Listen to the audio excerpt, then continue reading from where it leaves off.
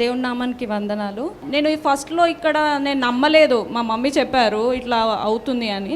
ఎవరి బిలీఫ్ వాళ్ళది మమ్మీ అని అన్నట్టు అనుకున్నాను నేను. బట్ ఇక్కడికి వచ్చాక చాలా మందిని చూశాను. ఇదేంటి అప్పుడు నేను చాలా రియలైజ్ అయిపోయాను. అన్న ద్వారా ఏదో ఒక శక్తి ఉంది, అది పరిశుద్ధాత్మ దేవుడు అన్న ద్వారా మనకు మేలు చేస్తున్నాడు అనే నమ్మకం నాలో కలిగింది చాలా వరకు. నేను ఫస్ట్ టైం అన్న నాకు గర్భఫలం కావాలి అని అడిగినప్పుడు గర్భవతి అయి రామ్మా అని అన్నాడు. మళ్ళీ అడిగాను, జస్ట్ స్మైల్ చేశారు నాకు పాజిటివ్ రిజల్ట్ వచ్చే ముందు. జస్ట్ స్మైల్ అంతే. ఏంటి అన్న ఇలా స్మైల్ చేస్తున్నారేంటి, ఏం చెప్పలేదు, నాతో ఏం మాట్లాడలేదు అని నేను బాధపడ్డా. ఎందుకు నవ్వుతున్నాడు అన్న అనేది నాకు అర్థం కాలేదు.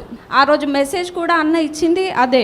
ఏమని ఇచ్చారంటే, మీరు ఏది అనుకుంటున్నారో ప్రతిదీ కూడా పాజిటివ్ రిజల్ట్ వస్తుంది, అది ఏ విషయంలోనైనా చూడండి అని మెసేజ్ ద్వారా మేము బలపడ్డాం చాలా వరకు.